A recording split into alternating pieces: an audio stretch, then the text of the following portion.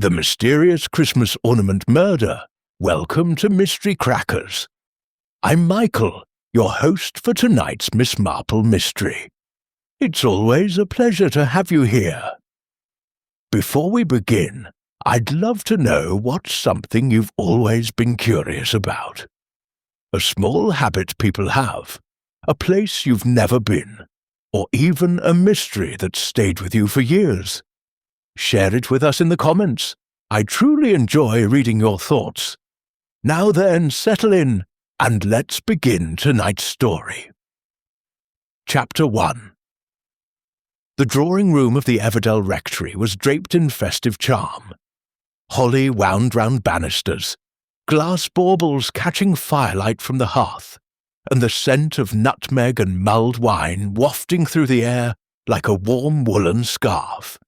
It was the evening of the annual Christmas charity tea, and the villagers of Everdell had gathered as they did every December, tidily, predictably, and with the faint competitive politeness of a community too well acquainted with one another. "Such a turnout," remarked Mrs. Pendlebury, the rector's wife, as she passed a tray of iced fruit scones. Her smile was fixed but strained. Too many late nights preparing, and not quite enough thanks. "It's always the same people," Miss Hartley whispered to her sister, leaning over the mismatched china teacups. "Though I dare say the Bradfords only came to show off that ridiculous necklace. And to think it's paste!" Miss Marple sat just beneath the window, her knitting in her lap, though her needles had stilled. She was, as usual, unobtrusive, yet her eyes, pale and sharp as frost on glass, observed every twitch of mouth and eyebrow with quiet interest. On the far side of the room, a silver Christmas tree gleamed, an imported American creation, too tall for the ceiling and absurdly over-decorated. It had been donated by Mr. Horace Bindler, a newcomer to the village with city manners and suspiciously deep pockets. Dangling from its branches were glass ornaments of all colours, including one peculiar bauble at the very centre. Deep crimson, slightly misshapen, and gleaming with a glaze that looked almost wet. "How garish," murmured Mrs. Arkwright, nodding toward the ornament. "Looks like a blood clot, if you ask me." Miss Marple didn't respond, though she did glance at the bauble and tilted her head just slightly, her expression unreadable.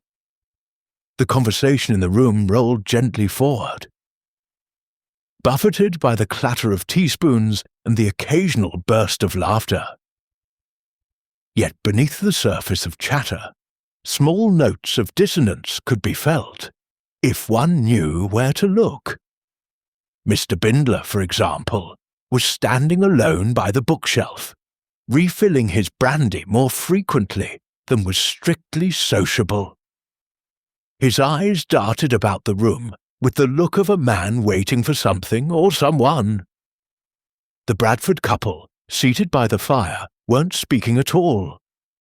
Lady Bradford's hand rested rigidly on her lap, her fingers clenched around the Boda handle of her handbag. "I heard she found a letter," Miss Hartley whispered, "from his drawer, the kind no wife likes to read." "I do wish," said Miss Marple gently, "people wouldn't whisper so much at Christmas. One always ends up saying more than one intends." Miss Hartley flushed and returned her attention to her scone. Then came the first sharp crack. It was small, no louder than a firecracker, but distinct enough to jolt several heads around. A moment later, there was the faint tinkle of glass breaking. "Good heavens!" said Mrs. Pendlebury, setting down her plate. "Was that the window?" But no, the sound had come from the Christmas tree. All eyes turned. One of the ornaments, the red one, had fallen. It lay in jagged pieces at the base of the tree, shattered across the wood floor. Miss Marple's knitting had resumed. Too top-heavy, if you ask me, muttered Colonel Faraday. Things an accident waiting to happen. But as Mrs. Pendlebury swept the shards up with a dustpan, a small frown knitted itself across her brow. "There's something inside it," she said. She lifted a folded slip of paper from among the glass, brushing it off with her apron. It was stained along the edges, and the ink had run in places. The guests drew closer, curiosity overtaking decorum. Mrs. Pendlebury read aloud, "To the one who thinks themselves safe, you are not. I have not forgotten." There was a silence so complete one could hear the mantel clock tick. "A joke, surely," said Mr. Bindler too quickly. "A prank, children." "No children here," muttered the Colonel. "Not any more." Miss Marple's eyes never left Mr. Bindler. And then, scarcely 50 minutes later, he collapsed. The fall was inelegant, arms flailing, a crash of porcelain as he knocked over a serving tray. His face turned an alarming shade of grey as he struggled for breath, then stiffened. Lady Bradford screamed. The rector dropped his Bible. Dr. Hallett, who'd been halfway through a raspberry tart, pushed through the crowd and knelt beside him.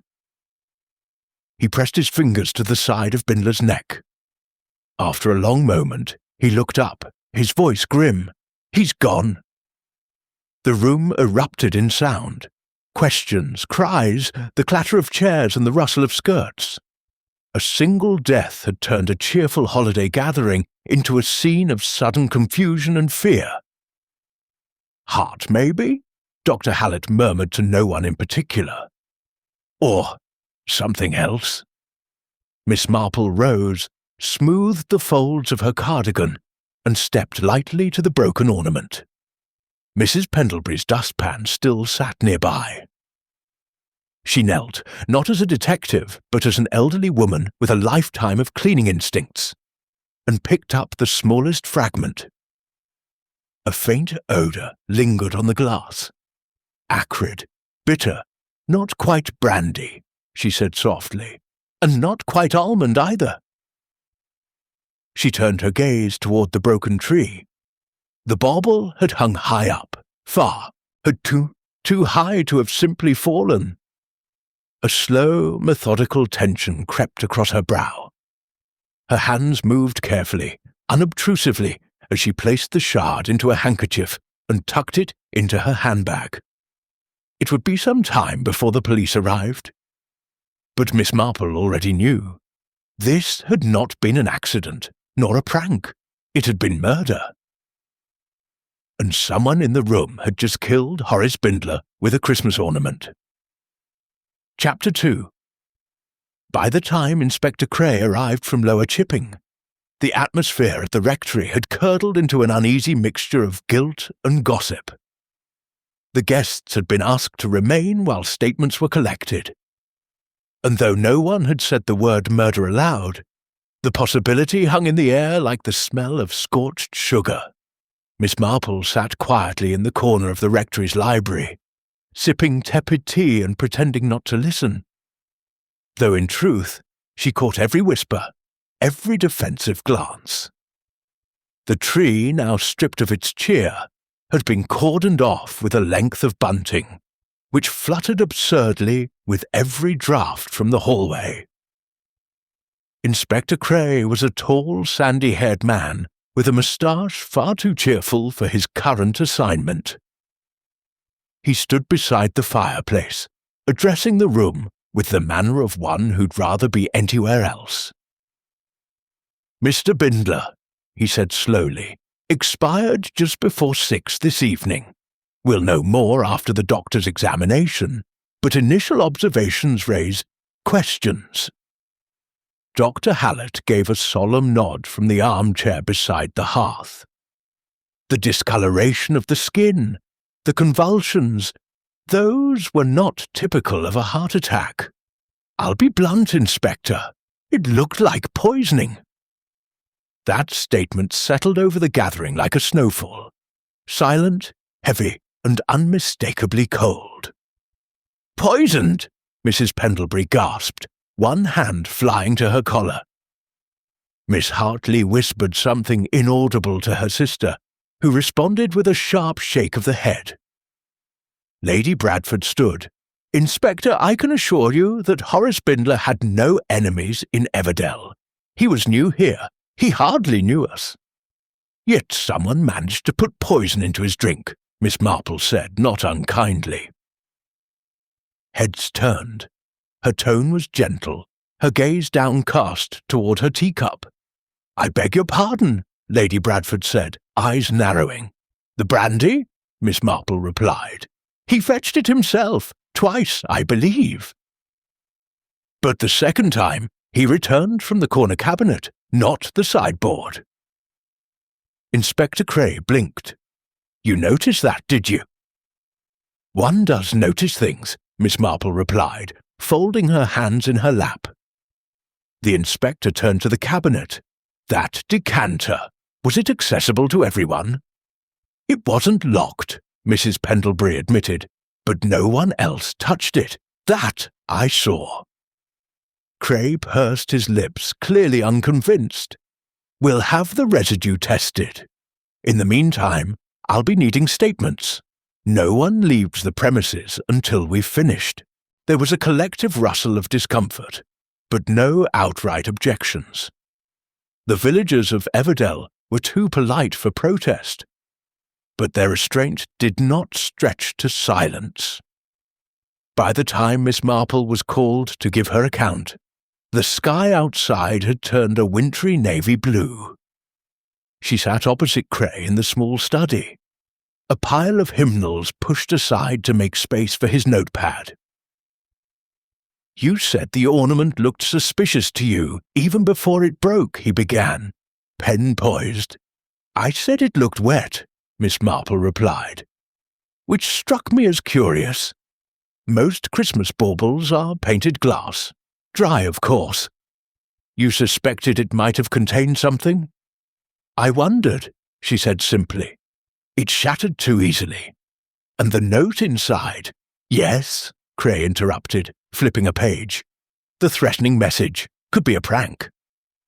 Pranks, Miss Marple murmured, do not generally involve death by poisoning, Inspector. He tapped his pen against his chin. Do you know if Mr. Bindler had any enemies in the village? Miss Marple hesitated, not because she lacked knowledge, but because she preferred precision over speculation. He was a man of mystery, she said at last.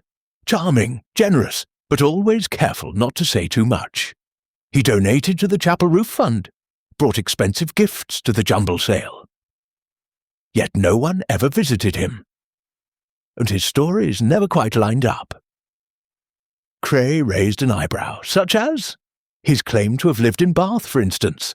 Yet he confused Union Street with Upper Barrow Walls, which, for a true Bath resident, is rather like confusing your front step with your roof. Cray wrote something quickly. And the Bradfords? Frosty, Miss Marple said mildly, though not outwardly. I believe Lady Bradford was concerned about something. She watched Mr. Bindler closely all evening. Jealousy, perhaps, Miss Marple said, or fear. The two can look quite similar. Out in the hallway, gossip swirled in subdued tones. I heard he was in trade, murmured Miss Hartley.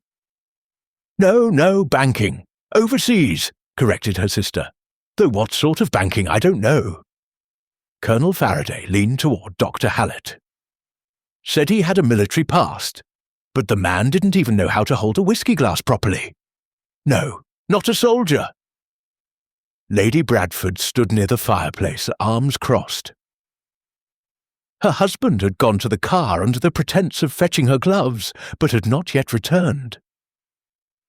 Mrs. Arkwright whispered to Mrs. Pendlebury, Do you suppose that awful ornament was meant for someone else? It was a question Miss Marple herself was pondering, because the note, now sealed in an evidence bag on Cray's desk, had not been addressed. It might have been intended for Bindler, or someone else. entirely. She turned again in her chair and studied the remaining ornaments on the tree. None seemed tampered with, at least not to the untrained eye. But the original bauble had not hung from the lowest branch. It had been placed high, almost reverently. Why would a killer go to the trouble of planting a poisoned ornament when slipping something into a drink was so much easier? Unless the message was part of the murder itself. A warning, a threat, a revenge. Miss Marple turned back to her tea. The flavour had cooled, but her thoughts had not. Later that evening, after the last of the guests had given their statements and been allowed to leave, Miss Marple lingered behind, speaking softly with Dr. Hallett. "You'll examine the body tonight?" He nodded. "Yes, I'll be brief. From what I've seen so far, I'd wager strychnine." "Unusual," Miss Marple mused. "Rather dramatic. More often used in fiction than in practice. It requires access, of course, and a certain theatricality." She paused, unless the killer wanted it to be dramatic. Dr. Hallett frowned. "You think it was personal?" "Oh, yes," said Miss Marple gently. "This was not a crime of opportunity, Doctor. It was staged, played out like a small performance. And we must ask, who was the intended audience?" Chapter 3. The morning after the Christmas tea dawned in a haze of frost and tension. Everdell awoke not to the expected carol rehearsals or crumpet breakfasts, but to whispers over fences and behind drawn curtains. A man had died, possibly murdered, during a village celebration. It was the sort of thing one expected in London, not Everdell. Miss Marple, after a modest breakfast of toast and orange marmalade, made her way to the churchyard.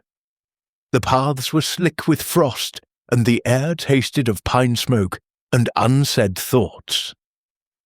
She wasn't walking aimlessly. Her steps were directed towards St.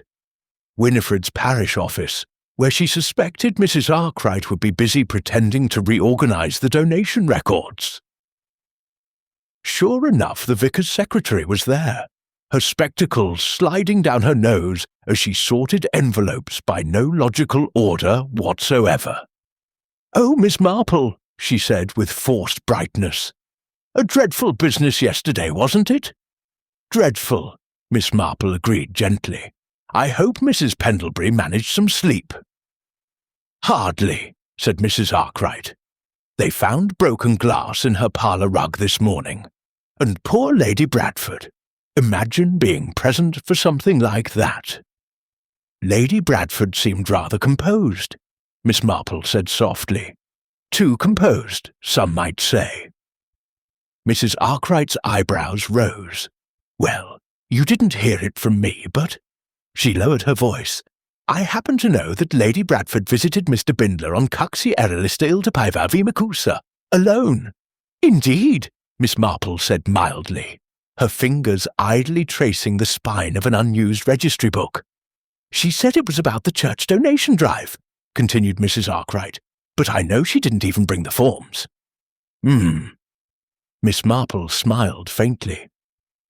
"And the Bradfords themselves, how are they this morning?" "They left for the hall after the inspector dismissed them last night. Haven't stirred since, though I imagine he's furious." "He?" Miss Marple inquired. "Lord Bradford," Mrs. Arkwright said with relish. "The kind of man who believes a marriage license gives one ownership. I wouldn't be surprised if Bindler's charm turned his stomach." Miss Marple nodded, thanking her, and exited the parish office with her hands folded over her handbag. Gossip had its uses, not for conclusions, but for currents. And this particular current hinted at jealousy. Still, jealousy alone did not break ornaments filled with poison.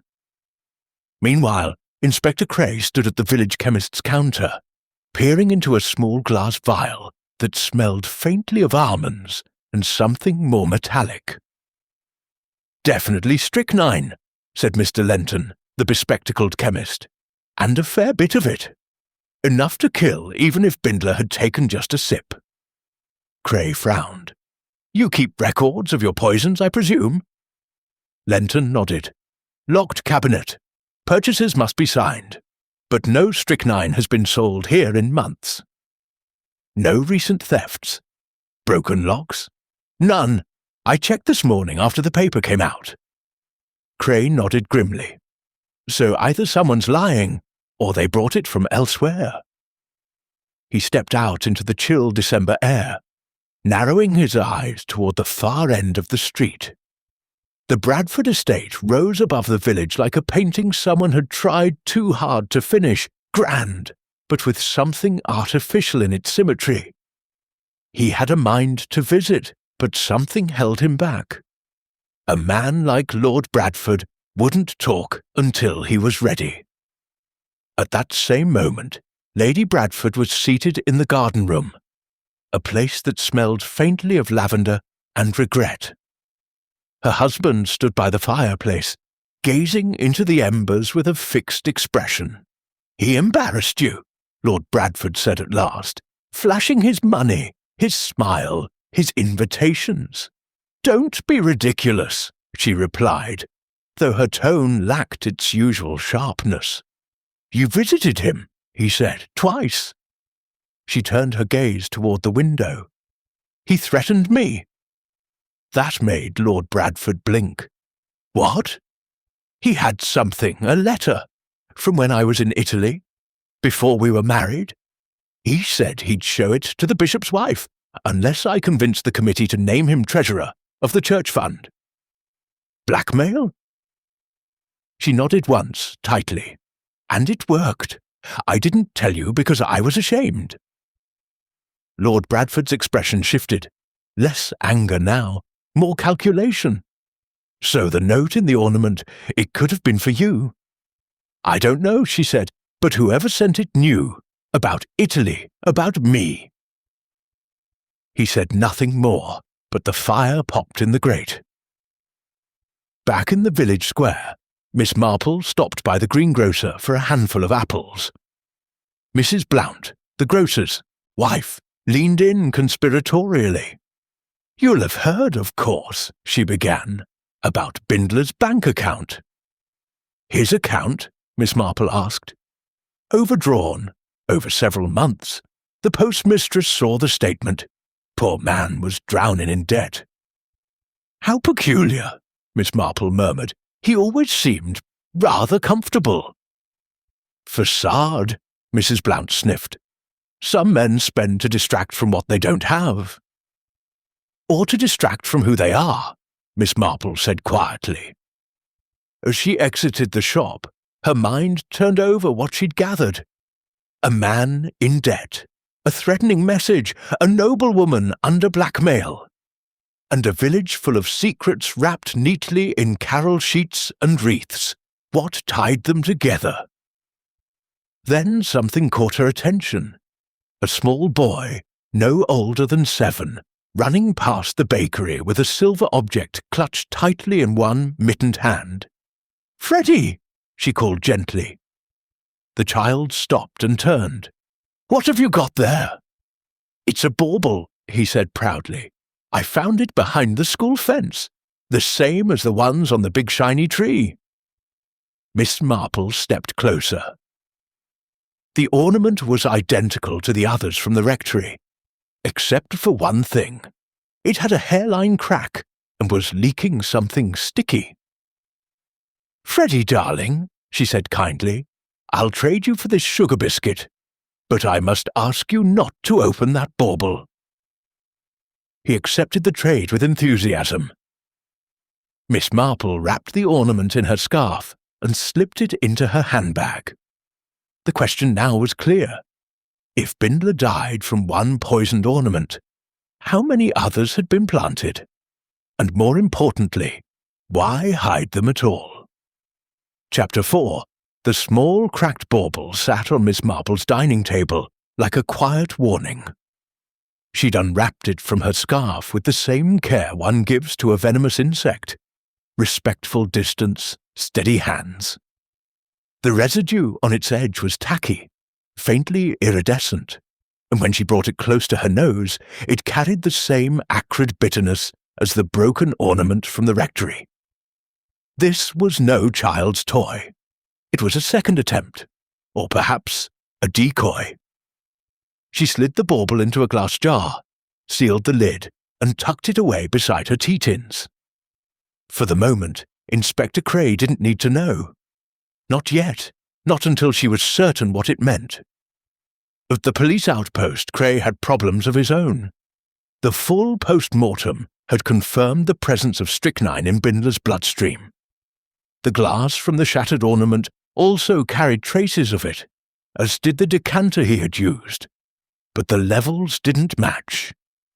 "Not enough in the brandy," Cray muttered, reading the report.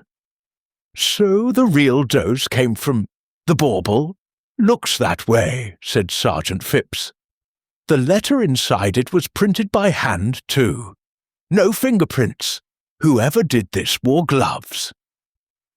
Cray rubbed his temple. "This wasn't improvised. It was planned." "Sir," Phipps added, "the GG handwriting doesn't match Bindler's, or anyone local. We checked. So someone else wrote the note, which makes the message even more deliberate." Cray stared at the report for a long while.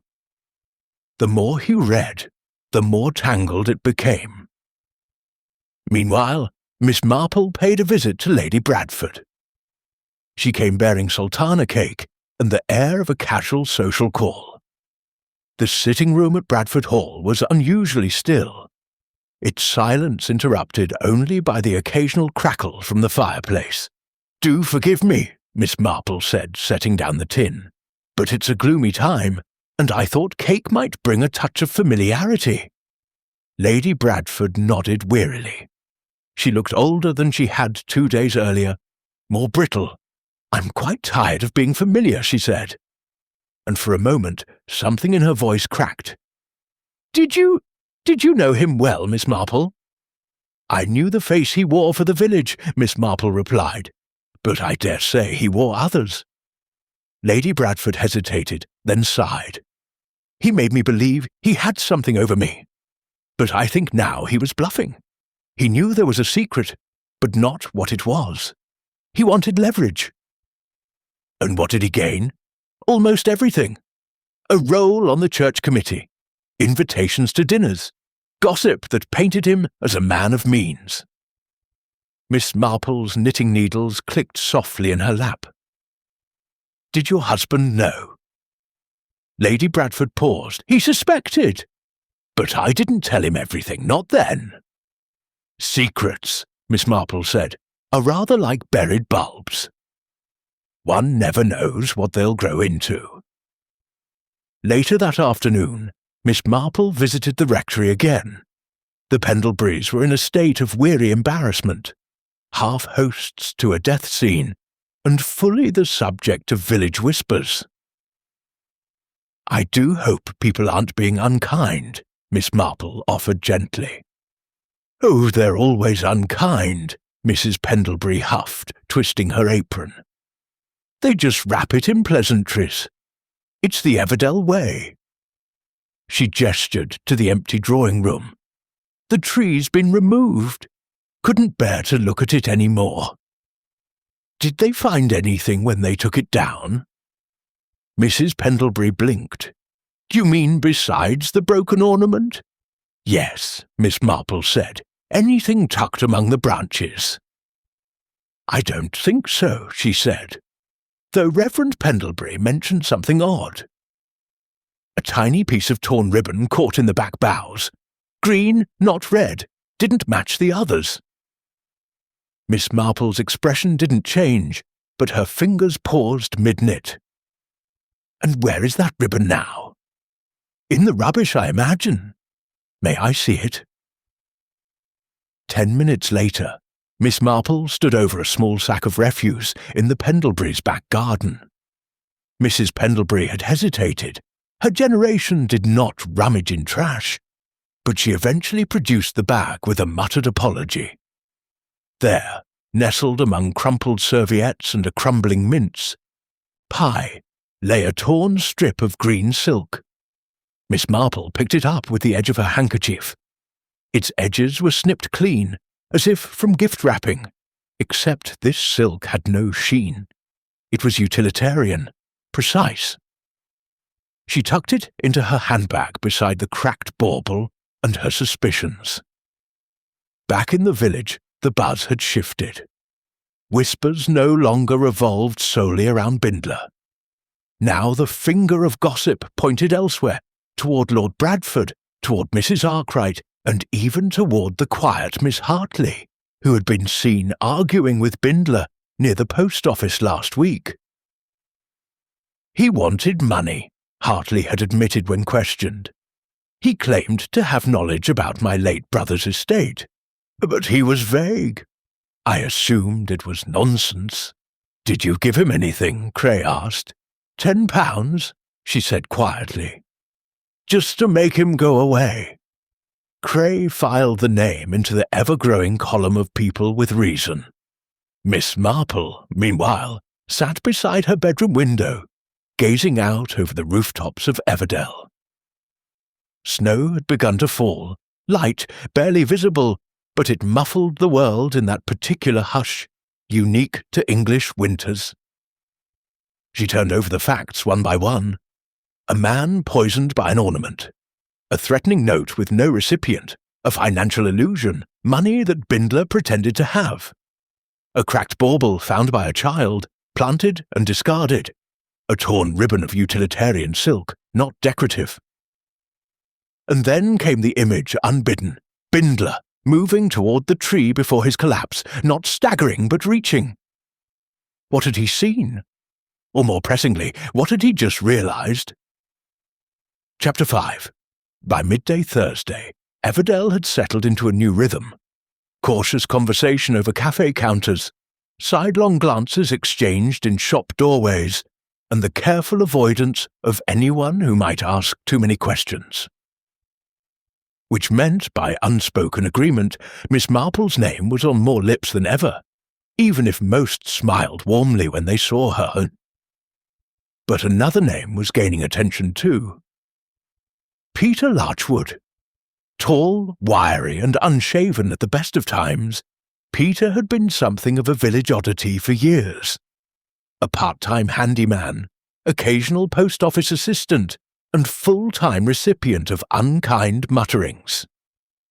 He lived in the converted gardener's cottage behind Greystone Manor, alone after his father passed. People said he was odd. People always said that about quiet men who didn't explain themselves. Miss Marple spotted him that morning on the edge of the market square, slipping through the side alley behind the butcher's. His shoulders were hunched. He wore no hat despite the cold. She followed, not intrusively, but with a measured gait that allowed her to catch the brief flash of green silk as he turned the corner. Not ribbon, a scarf, the same dull utilitarian shade. An hour later, in the front parlour of the vicarage, Inspector Cray looked anything but pleased. "I don't like convenient suspects," he muttered, drumming his fingers against the window-sill. "They're usually the ones people want gone. Easy to pin things on." And yet, Sergeant Phipps offered, Larchwood worked at the hall until September, when he was dismissed, quietly. For what? Unreliable conduct, they said. No elaboration, but he was spotted near the hall garden the morning after. Cray stood, and now he's caught with a green scarf, just like the ribbon on the tree. Could be nothing, Phipps said. Or everything, Cray muttered. Still, something in his tone was uneasy. Miss Marple had, in the meantime, made her way to the library. She wasn't there for books. She was there for Mrs. Nettle, Everdell's librarian and the unofficial archive of village feuds. "You'll want something light," Mrs. Nettle said at once, mistaking Miss Marple's entry as the search for comfort. "Something with a happy ending. Christmas books are over there." Miss Marple smiled. "Actually, I was curious about the church records." Mrs. Nettle blinked. "The accounts? Why, whatever for?" "Curiosity," Miss Marple said. "The sort that sees more than it asks." Mrs. Nettle huffed but led her to the filing cabinet in the back room. "They're dull as dishwater, I warn you." Miss Marple didn't disagree. But tucked between the donation lists and the building fund expenses was a curious gap. September's treasurer page had been reprinted. A different typeface. No signature. Was Bindler treasurer already by then? She asked. Yes, took over in late August. Did the Bradfords support that? Mrs. Nettle sniffed. Publicly. But I heard Lady Bradford wanted Mrs. Pendlebury's brother to have it. Quiet man, reliable, no flash. Miss Marple closed the drawer. Her thoughts gathered like snowflakes, light on their own, but forming something heavier with time. That afternoon, Peter Larchwood was summoned. He arrived at the rectory reluctantly, his boots muddy, his scarf damp from mist. He kept his hands in his coat pockets and avoided everyone's eyes but Miss Marple's. "You used to decorate the church for Christmas," she said gently, "years ago. Did you help this year?" He shook his head. "Didn't ask me. You weren't at the tea party?" "I don't go to things like that," he muttered.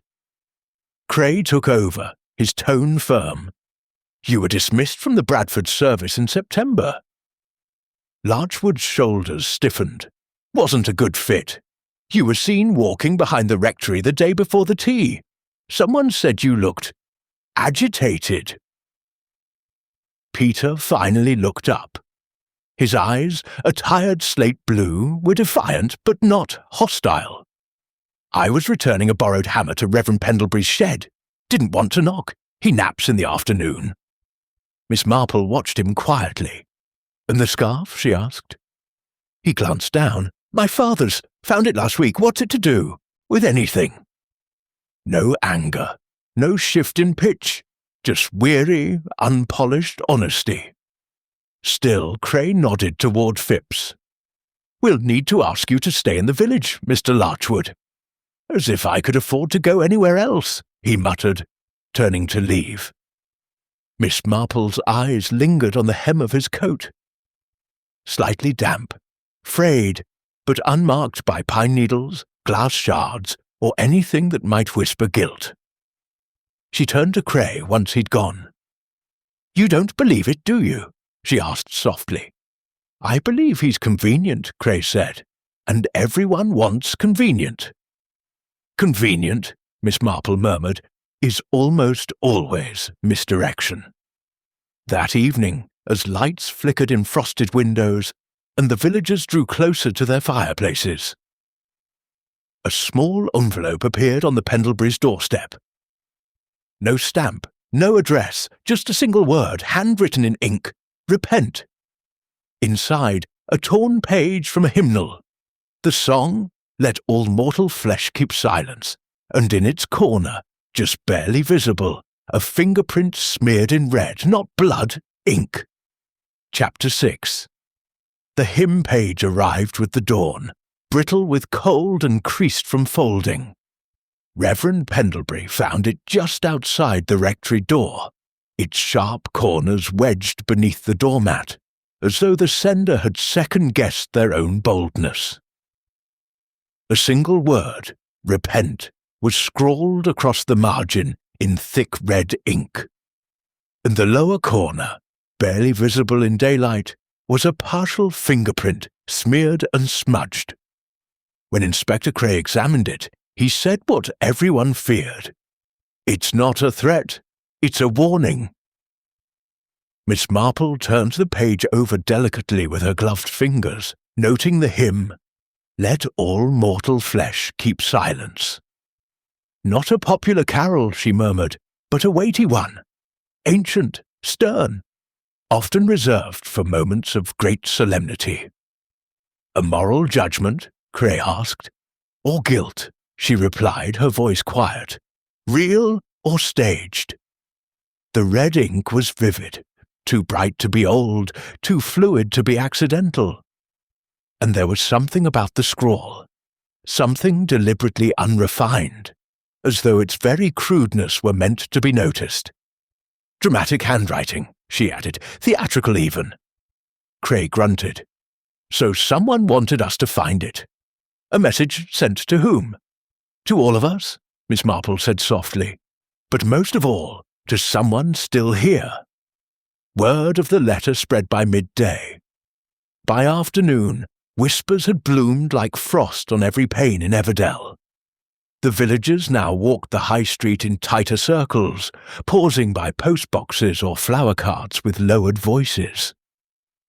Peter Larchwood, already under suspicion, found his path through the square blocked more than once by wary eyes and half-turned shoulders. "Vicar's been threatened now," murmured Mrs. Blount. "Mark my words, the lad's unstable. No father, no friends, no alibi," added Miss Hartley behind a row of potatoes. And that scarf. Even Sergeant Phipps was beginning to look convinced. Miss Marple, however, spent that morning quietly in the back pew of St. Winifred's. While the others whispered about the sender of the message, she examined its origin. After a time, she found what she was looking for. The hymnal from which the page had been torn sat among a neat stack near the choir loft. All were identical, thin paper, blue cloth covers printed in 1919. But one had a small tear in the upper corner where "Let all mortal flesh" should have begun, and on its edge a faint trace of red ink. She closed the book softly. This hadn't come from someone's home. It had been removed inside the church. That afternoon, Cray summoned Lady Bradford to the rectory again, this time with her husband. Lord Bradford was as combative as expected, his tone clipped and formal. "This is becoming absurd," he said.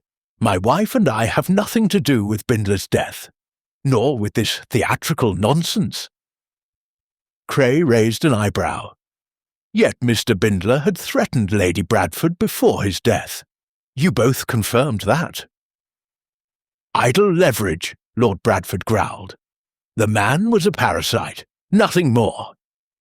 "If you think a hymnal page is evidence," Cray cut in. "It was taken from the church loft. Only 3 people had keys to that room. The vicar, the choir master, who is currently in hospital with a broken hip, and your wife." There was a long pause. Lady Bradford glanced down at her gloves. "I left the key in my desk drawer," she said at last. "Anyone with access to the study could have found it." Cray's expression remained unreadable. "We'll need to speak with your house staff." But Miss Marple spoke before he could turn away. "Tell me, Lady Bradford, when Mr. Bindler threatened you, did he say how he learned your secret?" Lady Bradford blinked, caught off guard. "He implied he'd seen letters, from years ago, from Italy." "Did he ever produce them?"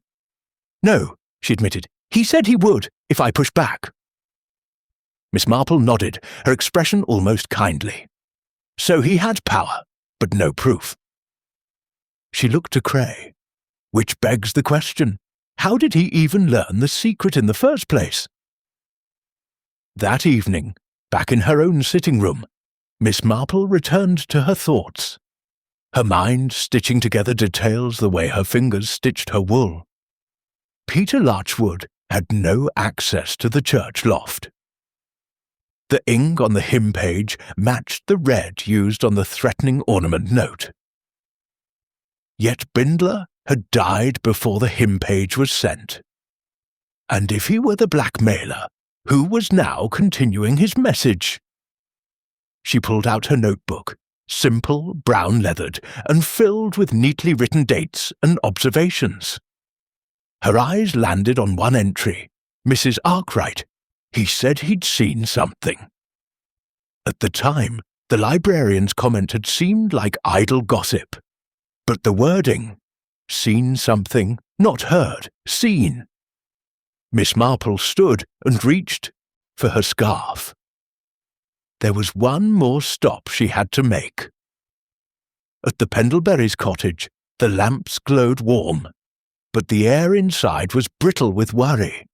"I suppose we're all suspects now," Mrs. Pendlebury said with a tremulous laugh as she poured tea. "I mean, with that letter, repent indeed, someone thinks we've all sinned."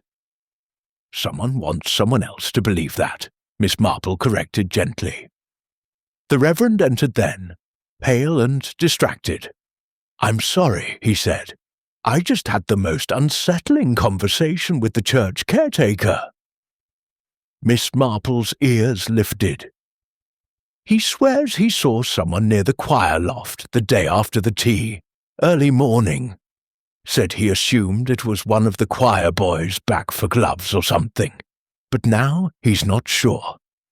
Said the person wore a cloak or large coat, slim build, moved quickly." Miss Marple leaned forward, gently setting her cup aside. "Did he notice any colour?" The Reverend shook his head. "Only that the person wasn't a man." Miss Marple stepped out into the cold night, her thoughts sharp and ticking. A woman, in the church, with a stolen hymn page. Using ink from the same source as the note in the poisoned ornament, after Bindler's death. Not a murder of impulse, then, but a performance of vengeance. The real question was, whose sin was being punished? And was Bindler truly the intended victim, or just the first act? Chapter 7. The next morning brought snowfall, thick, heavy, and oddly muffling. Everdell lay blanketed in silence, rooftops softened, and streets reduced to narrow paths between hedges. It was the kind of weather that might have inspired postcards, if not for the unease that gripped the village. By 10 o'clock, a new ripple of alarm spread across the square. Mrs. Arkwright had collapsed. Not at home, not in the church, but in front of the post office, her boots half submerged in slush, handbag splayed open on the ground. When she was found, she was conscious but dazed, repeating the same words over and over. "It wasn't supposed to be me. I only returned it." Miss Marple arrived at the scene a short time later, umbrella tucked neatly under her arm. She approached softly, eyes alert, not to the crowd, but to the woman's handbag, its contents haphazardly strewn in the snow. A compact, a pair of gloves, and most curiously, an envelope. The ink on it had run slightly from the damp, but a few words remained legible. "You have read what you should not." Cray, already present and kneeling beside her, looked up as Miss Marple approached. "She's in shock," he said, "but no sign of poison this time, possibly just fear." "Or guilt," Miss Marple said softly. "Or both." He glanced at the envelope. Same ink as the last, red bold. "And theatrical," she added, "again." Phipps emerged from the post office, clutching a small parcel wrapped in brown paper. "This was inside the outgoing box," he said. "No return address, but the writing matches the envelope exactly." Cray unwrapped it slowly. Inside was a folded letter, aged, browned at the corners, and unmistakably personal. Handwriting flowed in an elegant foreign script. Miss Marple did not need to read the signature to guess the truth. The letter was from Italy. Back at the rectory, Reverend Pendlebury sat in his study with a puzzled frown. "I don't understand it," he murmured, as Miss Marple delicately turned the Italian letter over in her gloved hands. "Mrs. Arkwright has been our church secretary for 7 years. Punctual, reserved. What would she be doing with this? Miss Marple's expression was thoughtful. Do you recall a moment at the tea party when she seemed uneasy? The Reverend blinked. Now you mention it, yes, when the ornament shattered. I remember her gasping, but not looking at Bindler. She looked at the tree, almost in panic. Miss Marple nodded slowly. Then it is possible she saw more than she let on. And after the death, perhaps she retrieved something. A letter, something she feared might be traced back. Cray looked up from his notebook. So she had the Italian letter, but she wasn't the original owner. No, said Miss Marple gently. But she may have kept it hidden, thinking herself safe. Until the note in the snow, Cray muttered. Miss Marple nodded again. Fear can be more effective than poison, Inspector. By afternoon, the village was restless again. Peter Larchwood had not been seen since early morning, and speculation ran wild. Vanished, has he? Muttered Colonel Faraday at the grocer's. I told you that lad had something to hide. Miss Hartley leaned closer to Mrs. Blount by the spice rack. What if Mrs. Arkwright knew something about Bindler and Peter? Something she was never supposed to see. But Miss Marple had already begun to see the pattern. The second incident wasn't random. It was orchestrated. Another public scene, another dramatic clue. The same ink, the same tone of moral punishment. But the difference lay in the target. Mrs. Arkwright wasn't blackmailed. She was a witness. And now someone was silencing witnesses, not with violence, but fear. Just before dusk, a boy from the vicarage ran to Miss Marple's cottage bearing a folded note. Not red ink this time. Pencil, simple, slanted. Miss Marple, please come. I have something I think you need to see. No police, please. Peter L. She did not hesitate. By 5:30, she stood at the doorstep of the gardener's cottage, knocking twice with a gloved hand. The door opened, and Peter Larchwood stared out with wary eyes. I didn't hurt anyone, he said. I believe you, she replied. Inside, the cottage was cold and cluttered, papers and tools strewn about like the detritus of a life left half unlived. On the table sat a stack of envelopes bound with string. Peter offered them with both hands. She gave them to me, he said. Mrs. Arkwright said if anything happened to her, I was to show you. She didn't trust the police. Miss Marple sat down and untied the string. Inside were 5 letters, typed copies of older correspondence, financial summaries, lists of names. One bore the signature of Horace Bindler. What is this? She asked quietly. Church funds, Peter said. Bindler was shifting donation money to a separate account. Mrs. Arkwright found the inconsistencies months ago. She didn't report it. She was afraid. He knew something about her, something from her past. She said it was like being young again, powerless again. Miss Marple read through the letters in silence. Her expression did not change, but something in her shoulders shifted. Peter, she said gently, you may be the only person in this village who hasn't lied about something. He looked away. I lie plenty. Just not about this. That night, Miss Marple returned home and placed the letters carefully beside her teacup. She stared out the window into the snowy darkness, her mind now rearranging pieces like a puzzle. Bindler had blackmailed more than one person. He controlled secrets, but never produced hard evidence, suggesting he stole it or obtained it from a third party.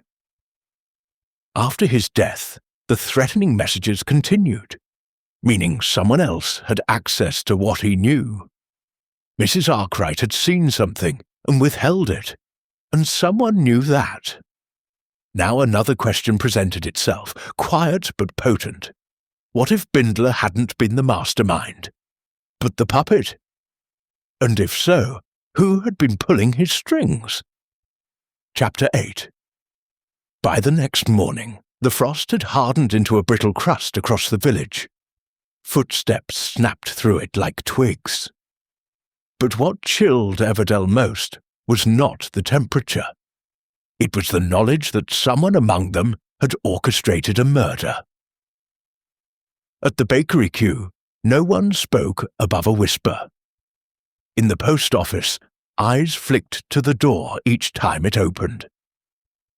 And at the churchyard gates, Miss Marple stood quietly beneath the bare-limbed yew tree, watching the village move about its day with unusual stiffness, like actors too aware of their roles.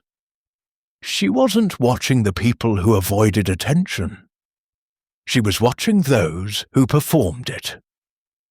That afternoon, Miss Marple took her tea at the Rose and Fern Tea Room, an old-fashioned place run by the Waverton sisters, two spinster cousins who prided themselves on lace curtains and lemon sponge. It was just busy enough to feel natural, and just quiet enough for eavesdropping. She had invited 3 people to join her. Lady Bradford arrived first, fashionably late and perfectly composed. Then came Miss Hartley, clutching her gloves in a damp fist. And finally, Peter Larchwood, reluctant, cautious, and seated at the far end of the table without touching the menu. Miss Marple served the tea herself, precisely and without fuss. Milk? She offered to Lady Bradford, who nodded. Miss Hartley? Yes, please, just a splash. And Mr. Larchwood? No, thank you. She poured, stirred, and passed the cups down. The conversation remained harmless for several minutes. Comments on the snow, whispers of whether the church service would be cancelled, light concern for Mrs. Arkwright. Then, very gently, Miss Marple added, I do hope the post office reopens tomorrow. I was hoping to send something to Italy. She did not look up. She sipped her tea as though the remark meant nothing at all. But she heard it. The soft clink of a spoon dropped too quickly. Miss Hartley's hand trembled. She steadied it at once. You've been abroad, Miss Marple? Lady Bradford asked lightly. Oh, no, Miss Marple said, but I find people often assume secrets are safe just because they happened somewhere far away. Peter Larchwood raised his eyes. Miss Hartley dabbed at her lip with a napkin. And then she said something she hadn't meant to. Well, they should be. Miss Marple looked up. I beg your pardon? Miss Hartley coloured. I only meant we shouldn't go digging into the past. People have changed, haven't they? Some, Miss Marple said gently. Others, bury what never changed at all. No one spoke for several seconds. Then Miss Marple reached into her handbag and pulled out a small bauble, cracked but unbroken. Peter inhaled sharply. Lady Bradford frowned. Miss Hartley's knuckles whitened on her teacup handle. I found this near the school fence, Miss Marple said quietly. It matches the ones from the rectory tree, though this one hadn't been used. Used? Lady Bradford asked. Miss Marple looked at her evenly. Poisoned. That evening at the vicarage, Inspector Cray reviewed the incident with growing unease. So, he said, you intentionally mentioned Italy. Yes, Miss Marple said, and I watched who flinched. Cray folded his arms. Hartley. She knows something, Miss Marple replied. Not necessarily about the murder itself, but about the motive. She's emotionally invested. Cray nodded slowly. And you think these baubles were planted with intent? I think, Miss Marple said, that Bindler was killed not because he blackmailed someone, but because he betrayed someone who trusted him. Cray frowned. Trusted him with what? A story, a secret, a weakness. She glanced toward the window, where snow clung to the panes like lace. I believe Bindler found something out, she continued, but not on his own. He was fed pieces, letters, hints. He used them, manipulated them. But he wasn't clever, he was greedy. Cray tilted his head. So someone fed him the secrets, then removed him before he could misuse more? Miss Marple nodded. And now they're trying to keep control, through fear. Notes, ornaments, hymn pages, all emotionally tailored to frighten the specific recipient. Cray picked up the Italian letter. Then why is the blackmailer suddenly so theatrical? Because control, Miss Marple said softly, once lost, must be reasserted, especially by someone whose entire life depends on being unseen. Later that night, as wind rustled the hedgerows, and the village shut its doors against the chill, Miss Marple sat with her, knitting untouched. She wasn't thinking about Bindler now. She was thinking about Miss Hartley's phrase, "They should be." It wasn't the words themselves, it was the anger beneath them, the wounded defensiveness, not for herself, but for someone else, someone whose shame had been unearthed. And then she remembered something small, a casual remark from Mrs. Arkwright days ago. Miss Hartley knew Bindler before. She didn't say how, but I'm sure of it. Miss Marple stood. She crossed to her bookshelf, pulled out a tattered local directory, and ran her finger down the names. Hartley, Beatrice, employed at Rosewell Hall, nurse attendant, 1919 to 1921, dismissed. She turned to the back flap, where she'd made notes. Rosewell Hall, converted to convalescent care facility after the war. Closed 1921. Italian diplomats among guests. One fatal incident, poisoning of Lady E.S., ruled accidental. No arrest made. The silence broke in her mind like a cracking frost. Miss Hartley hadn't feared the past would be discovered for herself. She feared it would be uncovered for someone she had loved. And someone else, someone much closer, had known it all along. Chapter 9. The snow had begun to thaw by morning. Tiny rivulets trickled through Everdell's cobbled gutters, carrying with them the last traces of holiday cheer. Melted tinsel, a crushed paper crown, the soggy remains of what had once been a child's Christmas drawing. The mood, like the weather, was in retreat. But Miss Marple, as ever, moved forward. She spent the early hours not calling on suspects nor checking alibis, but walking. Slowly, purposefully. Her path took her past Rosewell Lane, then the library, and finally to the War Memorial, where she paused, not to pray but to observe, and to wait. At precisely 10:30, Miss Hartley appeared, arms full of books for donation. She moved quickly, but not quite quickly enough to avoid Miss Marple's greeting. Such generosity, Miss Marple smiled gently, returning books this close to the year's end. Miss Hartley hesitated, then forced a tight-lipped smile. Some things are better left in others' hands.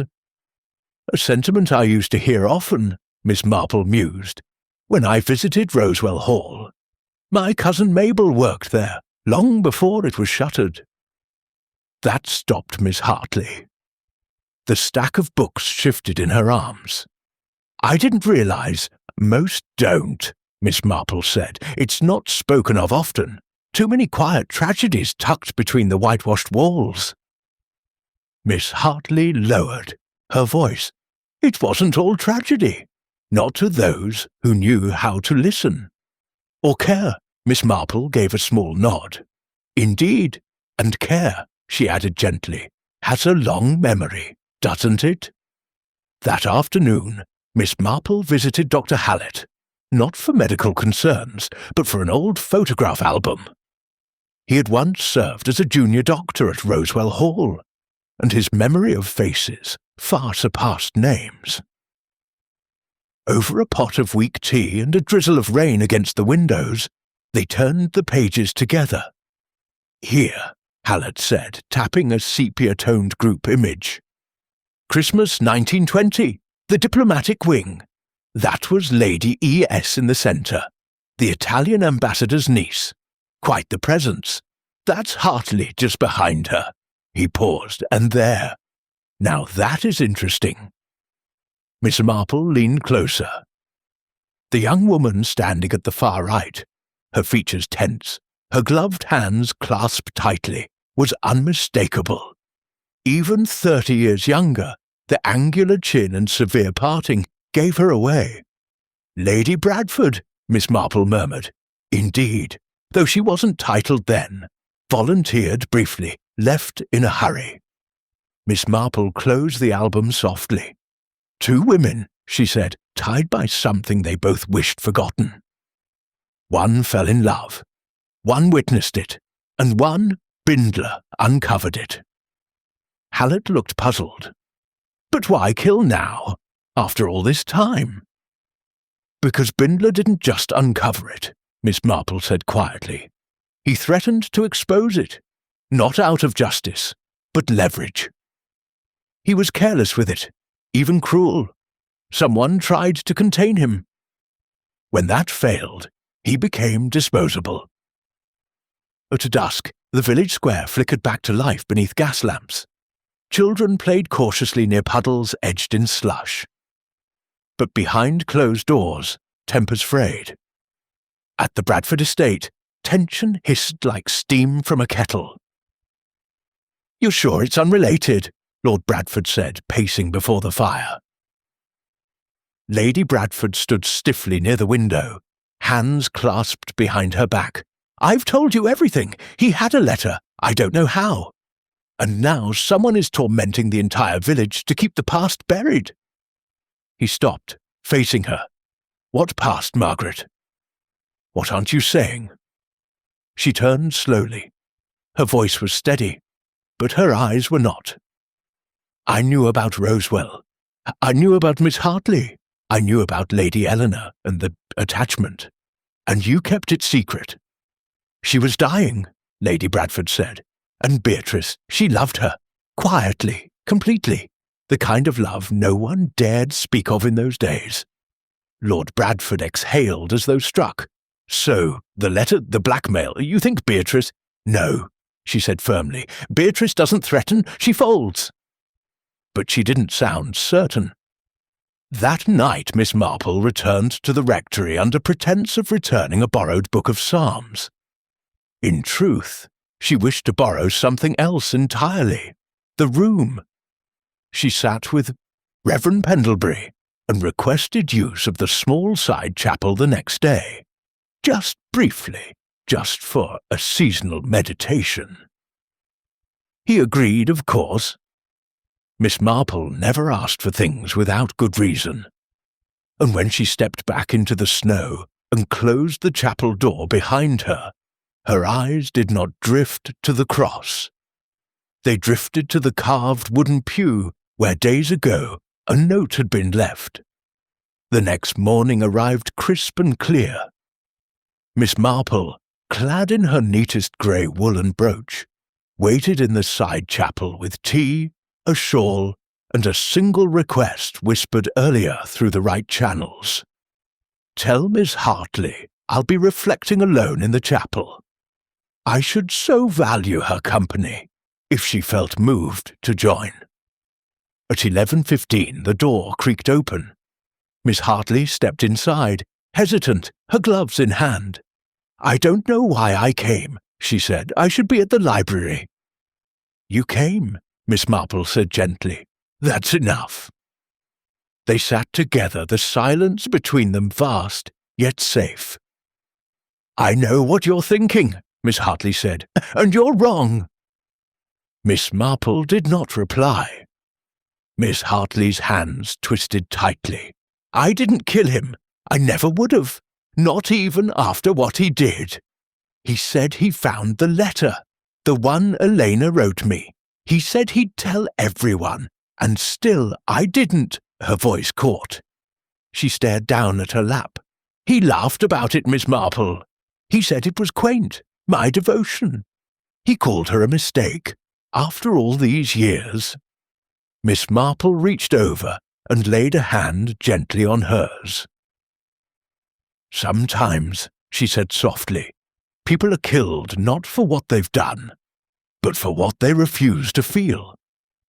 Miss Hartley closed her eyes. And somewhere in the dark wood of the chapel, a faint noise stirred. A footstep, a sharp intake of breath. The trap had been set. Now, all that remained was the reaction. Chapter 10. The chapel air was cool and still, carrying a hush not just of reverence, but of restraint, like breath being held behind stone. Miss Marple sat beside Miss Hartley in the third pew, her hand still gently resting on the woman's fingers, as if to say, "You are seen." But it wasn't Hartley that concerned her now. It was the faint creak behind the choir screen. The sound was soft, too soft for most ears. But to Miss Marple, trained by years of church quiet and village secrets, it was unmistakable. A listener, a presence who hadn't expected a confession, and certainly hadn't expected a trap. Miss Marple made no gesture. Her posture remained unaltered. She merely continued speaking, her voice soft and even. "I remember when Elena died," she said. "The newspapers said it was a tragic accident, a rare reaction to an herbal tonic. But there were whispers. Subtle, of course, too refined to accuse, but they reached England all the same." Miss Hartley said nothing, but her shoulders stiffened. "She was buried without scandal," Miss Marple went on. "But someone in that place blamed her, or feared what her memory might cost them." And then, lightly, as if speaking of garden matters, she said, "I suppose that's why the real letter, the one that proved her attachment, was destroyed." There was a pause, and behind the choir screen came a gasp. It was faint, but not faint enough. Miss Marple turned, her eyes calm and piercing.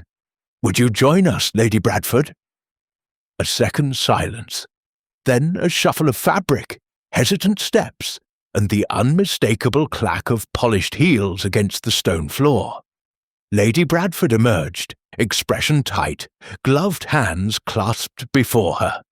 "I heard voices," she said. "Didn't realize I was interrupting." Miss Hartley looked up.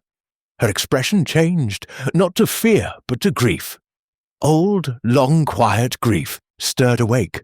"I wondered when it would be you," she whispered. Lady Bradford didn't speak. Miss Marple rose slowly. "You were at Rosewell," she said, "as a volunteer. You saw what passed between them. You called it unnatural, even then, but it wasn't hatred that brought you here. Not this time." Lady Bradford's eyes shimmered, though not with tears. "It was control," Miss Marple said softly. "Bindler found the letter. You'd kept it buried for decades, perhaps out of guilt, perhaps out of fear for your position. And when he tried to use it, you panicked." "I didn't panic," Lady Bradford said at last, her voice thin but steady. "I planned." There was a stillness after that, the kind that doesn't breathe. "I had spent years keeping Everdell proper," she said, "respectable. The church, the charities, the appearances. And then that man. He came here with his smirk and his letters and his satisfaction, as if ruining people was a hobby." She glanced briefly at Miss Hartley. "I never meant to hurt her, but she was foolish enough to trust Elena in the first place, and foolish enough to trust Bindler."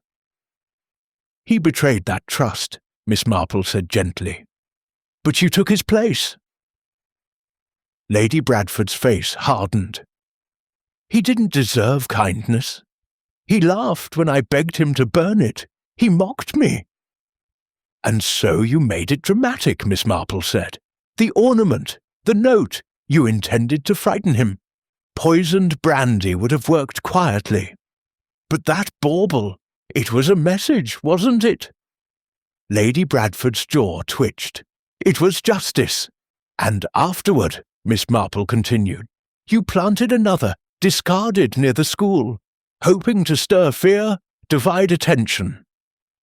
Lady Bradford said nothing. You left the note for Mrs. Arkwright when you realized she'd taken something. And the hymn page, well, that was particularly cruel. You borrowed the vicar's key, didn't you? You knew the hymn would be seen as symbolic. You wanted her to believe she was next. Miss Hartley stood now, her voice soft. Why not just let the past rest? Because you didn't, Lady Bradford said bitterly. You kept it alive. Your mourning became her monument. No, Miss Hartley replied, my silence did. By late afternoon, Lady Bradford had been taken into quiet custody. No cuffs, no spectacle, just a calm escort from her home, her head held high and her mouth shut tight.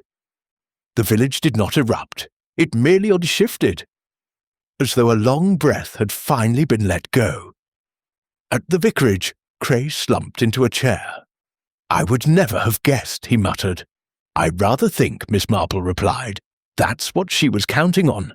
She didn't need to kill him. No, Miss Marple said, but people rarely kill out of need. They kill out of certainty. The certainty that the world will collapse if they don't. He looked at her with new respect. You've done this before. Miss Marple smiled faintly. I've watched people, that's all. Most crimes are rehearsed in the theatre of the heart long before they're committed in the world.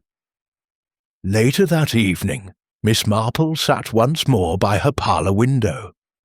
A simple shawl draped over her shoulders, the cracked ornament resting on her tea-tray. She turned it gently in her hands, not as evidence, but as memory. There had been no gloating moment of triumph, no dramatic arrest, only quiet resolution, and the lingering knowledge that tragedy had been born not of hatred, but of protection gone too far, and of shame buried so deep it turned to poison. A knock came at her door. She rose and opened it. Miss Hartley stood there, uncertain but steady. I thought you might like these, she said, offering a fresh bundle of scones. Miss Marple took them with a smile. Thank you, my dear.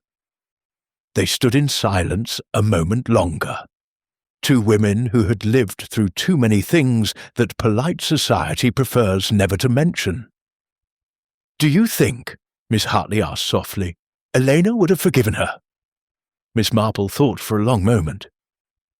I think, she said at last, Elena might have pitied her, and then walked away.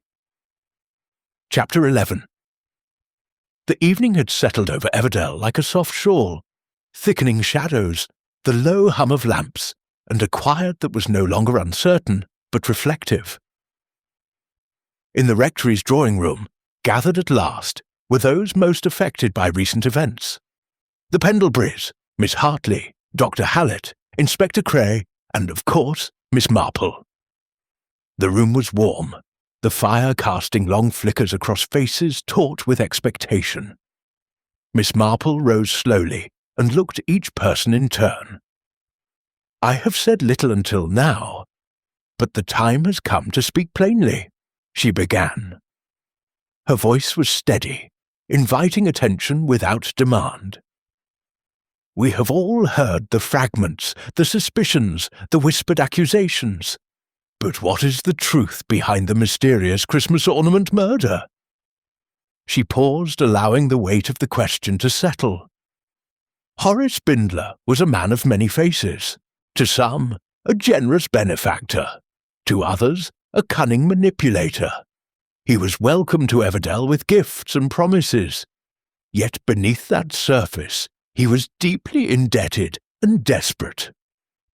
Miss Marple's gaze rested briefly on Lady Bradford, who sat quietly, Her hands folded in her lap, Bindler uncovered a secret long buried, a secret shared by two women, Lady Bradford and Miss Hartley. Their affection, hidden from a world that would not accept it, was a delicate truth. Elena's letter, the evidence of that love, had survived only by chance. Turning to Inspector Cray, Miss Marple continued. Bindler threatened to expose this secret for his own gain. He blackmailed Lady Bradford with a letter from Italy, an inheritance of silence and shame. A small nod from Cray acknowledged the fact. Yet he was careless. He shared his leverage indiscriminately, manipulating many. Mrs. Arkwright discovered discrepancies in the church funds. Money diverted to unknown accounts, likely Bindler's to cover debts. When she attempted to act, she became a witness who needed silencing. Miss Marple's hands clasped lightly. The poisoned ornament was not a random act. It was a message, dramatic and theatrical, designed to instill fear and assert control. The note inside was addressed not merely to Bindler, but to all who might stand against Lady Bradford's carefully constructed facade. Lady Bradford's voice when she spoke was low but steady. I feared losing everything, reputation, position, love. When Bindler refused to be bought off, I acted. The baubles, the notes, the hymn page. I used them to create a web of fear, to protect what remained. Miss Hartley looked away, silent. But you did not mean to kill him? Dr. Hallett asked. No, Lady Bradford said simply. I intended only to frighten. Miss Marple nodded. Yet the poison was real. The dose was sufficient. Death was the inevitable consequence of fear wielded carelessly. Miss Marple then turned to the village. The torn ribbon found among the tree branches was a crucial clue. It did not belong to the decorative red ornaments, but matched the dull green scarf worn by Peter Larchwood. He was a convenient suspect, dismissed hastily by many, but he had no key to the church loft, no access to the letters, no motive beyond loyalty and fear. She looked at Peter, who met her gaze with quiet gratitude. The letters bound in string, the evidence Mrs. Arkwright entrusted to him, showed Bindler's financial manipulations, but also his vulnerabilities. He was not the master puppeteer. He was a pawn caught between forces larger than himself. Cray scribbled notes, nodding. The second message, the hymn page torn from the church's own hymnal, could only have been removed by someone with keys. Lady Bradford admitted to possessing the loft key. No others had access. It was her hand that planted that symbolic note. A deep breath. But the most telling moment came when I observed the response to a simple remark about Italy, past and present sins unearthed. Miss Marple's gaze shifted to Miss Hartley. Miss Hartley's slip, her words, they should be, betrayed a fierce desire to protect a secret, and perhaps someone she loves deeply. She did not kill Bindler, but she lived under the shadow of his threats. Miss Hartley's eyes glistened. Finally, Miss Marple concluded, the entire series of events was a psychological trap. Her eyes met Lady Bradford's, and then the room. The poisoned ornament was designed not just to kill, but to frighten and confuse. The second bauble, found by a child, was a decoy, sowing fear beyond the initial crime. The notes, each crafted to resonate with individual fears, were warnings to those who knew too much. And the letter in the snow, Cray asked, a final assertion of control, to remind all that the past was still alive, and its secrets demanded silence. She folded her hands. The tragedy is that no one acted purely from hatred. Lady Bradford acted from desperation, Miss Hartley from loyalty and grief, Bindler from greed and carelessness, Mrs. Arkwright from duty and fear. Miss Marple's gaze softened. Everdell, is a village built on appearances and delicate alliances. This murder was not an aberration, but a symptom of those fragile ties snapping under pressure. She turned to Inspector Cray. Justice must be served, but so too must understanding. The inspector nodded gravely. The room held a contemplative silence. Outside, the snow continued to fall gently, a soft white balm over the wounds left by bitter truths.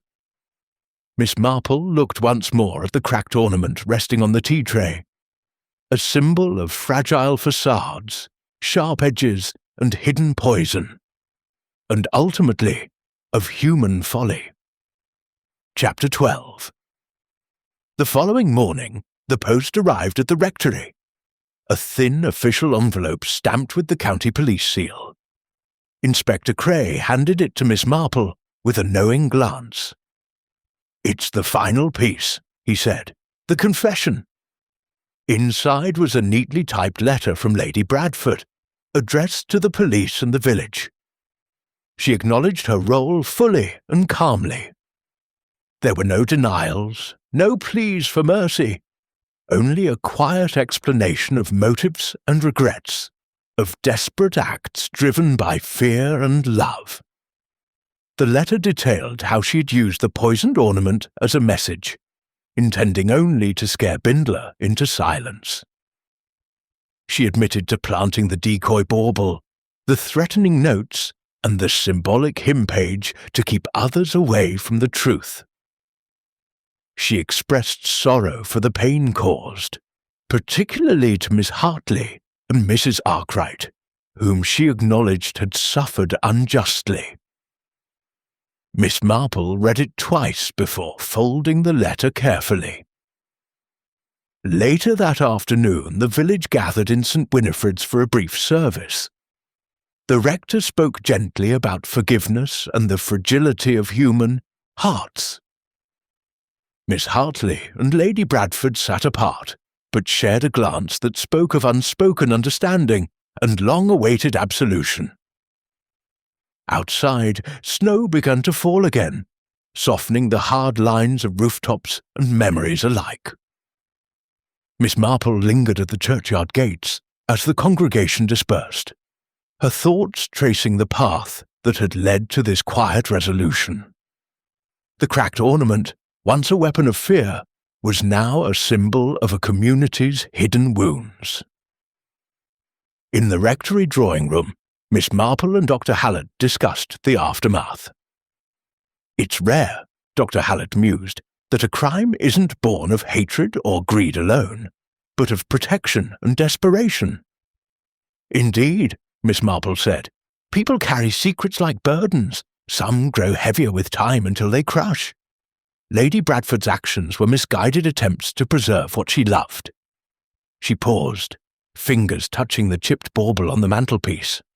"But even when truth is uncovered, scars remain." Dr. Hallett nodded solemnly. Miss Marple's gaze drifted to the village beyond the window. The quiet lanes, the cosy cottages, the steady rhythm of life continuing despite everything. The past had been unearthed, justice done, but human nature, she knew, would ensure that secrets and sins would always shadow the next door. She smiled faintly, knitting needles clicking softly. For every crime solved, 1,000 whispers of mystery awaited. And Miss Marple would be there, watching, listening, quietly understanding.